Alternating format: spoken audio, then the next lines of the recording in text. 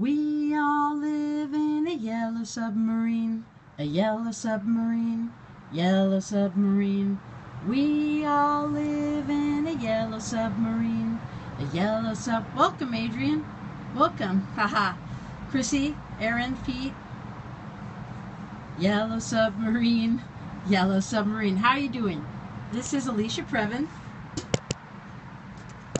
I'm just looking around here. Leorca. Hi from Austin. I'm trying to flip the camera around. Come on now. There I am. Hi. Hi, Kale Moglu. Hi. Hi, Leorca. How you doing? Well, this is a kids show. I'm just starting. Hello. You play the violin too. Oh, hello. Hello from London. How are you doing? I am getting ready to do this show. Feet. What's that? What do you mean feet? Give me a follow. Okay, I'll give you a follow. Sure. Traveling load. Okay. Hello from Turkey. Badass London. Okay. What do you mean feet? What does that mean? Anyway, I want to talk about earthworms today. Now, this is just to give you an idea. I've got some worms here. I'm going to turn the camera around and we're going to have a look at my worm box. You want to see my feet? Okay. I'm going to show you my feet with my bee toenails. Okay. I also have a book. I have 3 children's books I've written. And the last one is called Give Bees a Chance. So I'll be doing something. Yes, no socks. He's got a feet fetish. I'll show you. Hang on. Here you go. So there's my feet. And I like to paint bees on my toenails. Anyway. Alright, so what we're going to do is we're going to look at my worm box today. I make a worm box out of just any old plastic containers. Slotted together. I put one inside the other. Thank you so much. Hey, if you don't already follow me, swipe right.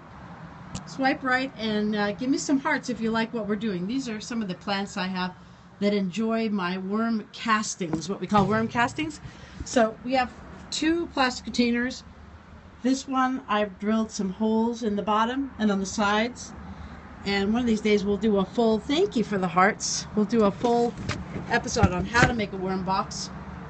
Right now I'm just going to show you, these are just pieces of paper, newspaper that I've... Okay, Adrian, thank you. Newspaper that I've dampened, and that acts as their bedding. I'm going to pull this back. I fed them with some parsley and stuff yesterday. But if you want to see some worms. Anybody out there like worms? Thank you. It's a pretty good worm box. It makes some incredible soil. Here we go. So here's a bunch of worms. There they are. And there's lots of wonderful things you can put in here, especially coffee grounds that help them make more worms. There's actually some little baby ones in there somewhere. So that's the worm box. Then we cover them up with some nice damp newspaper. So is it okay if I ask more of the foot community people in? Yes, absolutely. Feet are good. Without feet, we couldn't go anywhere. And here is my book, the Earthworm book, which we're going to read. And I also have an earthworm song. And just to let you know, if you want to find me on the internet, I have a website for my 3 children's books. And here it is, the Earthworm book. And this shows a little bit about me and how to contact me on the first page. And then there's other... You have to hold the camera on your feet for a long time. Okay, yeah, I can do that. But there it is anyway, theearthwormbook.com. If you want to find out more about my other 2 books, and I'm going to be doing some more kids shows on that. So, okay, feet community, there you go. You like my feet? You can have bees on your toes too. It's really easy. I do it myself. I have some pens, special pens. Okay, yes, is this it? Is this it? Thumbs up to the feet. Where are the feet community? Okay, go ahead. Okay, if you like my feet, please give me some hearts. And if you don't already follow me, swipe to the right. Thank you. And give me some hearts, Adrian. Thanks. Okay.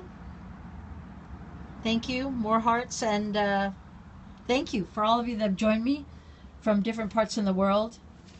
I want to talk to you about earthworms. What do you got? 6 of the people in here are just for feet. Okay. All right. Well, I'll talk a little bit while we're looking at my feet for those 6 people. I appreciate it. If you're not already following me, I paint my toes different colors and different, usually about this time I paint American flags on my toes, so probably next time I show my feet I might have those because of Memorial Day, 4th of July, and stuff like that. So what we're going to do is what we're going to do is we looked at our earthworm box. It's my box, and after the worms do their thing and eat all the garbage, what I collect at the bottom is this wonderful soil. So I'm going to show you some of the soil I collected last time I cleaned the box out. And it's wonderful, rich soil, full of living properties called humus. That's what they call it. Not to be confused with the stuff that you eat with pita bread. But all my plants get this wonderful soil, and that's why they're doing pretty well. Now, nobody wants soil feet. Well, you know what? I want to have another broadcast for feet. This is Yellow Submarine Kids. This is my Yellow Submarine broadcast, and we're going to talk about the soil where the feet go right now with my earthworm book. So we're going to learn about earthworms. So grab your kids as well as your feet, okay? Here, maybe I can put my foot on the side while I'm reading. The foot can read it. Hello. The earthworm book and feet. Okay, stay with me here. Okay, so we're going to, yesterday I got into the beginning of the book. I talked about how we're little people, human beings living on this small planet, large planet, and some of us feel that we're just one of many, and it makes us feel small, too small to be important. But the earthworm is a very special creature that's down below the surface of the earth doing very important things. And they work hard every day changing dirt and changing it into rich soil, healthy living soil that helps the plants grow. And my little illustration here of the earthworm passing by and the plants that receive the good soil are growing and fruitful. We talked yesterday about the fact that earthworms will go up to the surface, pull down leaves and grind them up and make them into soil. A lot of people don't know that they do that. And if you see any earthworms outside of the soil, you should dig a little hole and put them back in, because they're usually waterlogged from too much rain. Okay, so we're going to carry on from yesterday. That was a little recap from yesterday. And there's my feet again, guys. Okay? People that love feet. So let's think of all the things we can do with our eyes, ears, and nose. Earthworms do this amazing job of changing organic garbage into soil without having a nose, ears, or eyes, simply a mouth with no teeth for eating dirt that passes through their body, turning it into something of real value, like gold. So here's the illustration of that. You know, as people, we have a brain, we have all these organs that we use for seeing and smelling and tasting and speaking and thinking. But an earthworm just has a mouth, and he's got something that we call a ganglia. That's about the state of his brain. But he has 9 hearts. And I always say I think that's because he loves the earth so much that he was given 9 hearts. Okay. Now, when someone's digging with a shovel and can't see that a worm is working there, it can happen accidentally that a worm is cut in 2. Ouch! Earthworms have long bodies that are very special, and each part can heal where they were cut and can continue to live. They are completely harmless. So here's the illustration of someone happily digging in the soil and doesn't realize what he's done. It doesn't mean that it creates 2 earthworms. That's not what I'm saying. This book is for children, so it's put in simple language that they can, if a bird bites off their tail or they get cut in 2, sometimes the one half can continue to live and it heals. But I'm not trying to say that they become 2 earthworms. That's a myth. Okay? All right. Earthworms are one of the very few creatures that lay eggs by being both mom and dad at the same time. Their one purpose. Anybody have any questions?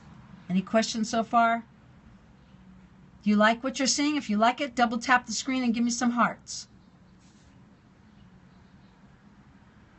Okay, I see there's 3 people left on there, so I appreciate it if you give me some taps on the screen. Let me know that you like what you're seeing. Their one purpose is to care for the soil and the earth, and that's all they do, and you will find them all across the world. How is that possible for one so small? How did they get all across the world? The very first worms lived in one place, and their eggs traveled on the bottoms of walking shoes and horses' hooves for thousands of years, spreading them everywhere. So there we go. There's the earthworms and how they traveled all around the world. So I think I'm going to leave you with that, and we'll come back to it tomorrow. We'll have another show about earthworms and continue to read the book and check in on the worms, see how they're doing, maybe give them some more food, maybe make them some more bedding. We can tear up some newspaper and dampen it and get them some more bedding because it's wearing out. So thank you for joining me. Thank you from the Earthworm book. And again, Previn, the author of the Earthworm book and illustrator, and I thank you for the kids show, the Yellow Submarine Kids. And I say, see you soon. Oh, hi, David. You got here. Hello. Yellow Submarine Kids. Here we are. We were just finishing. Thanks for the hearts. I appreciate it. I was showing everybody my book and the earthworm box that I have, so thank you for coming. I was just about to sign off, but I was showing everybody my replay. Here we are, theearthwormbook.com. Have a check it out and have a good afternoon. Love you. Bye.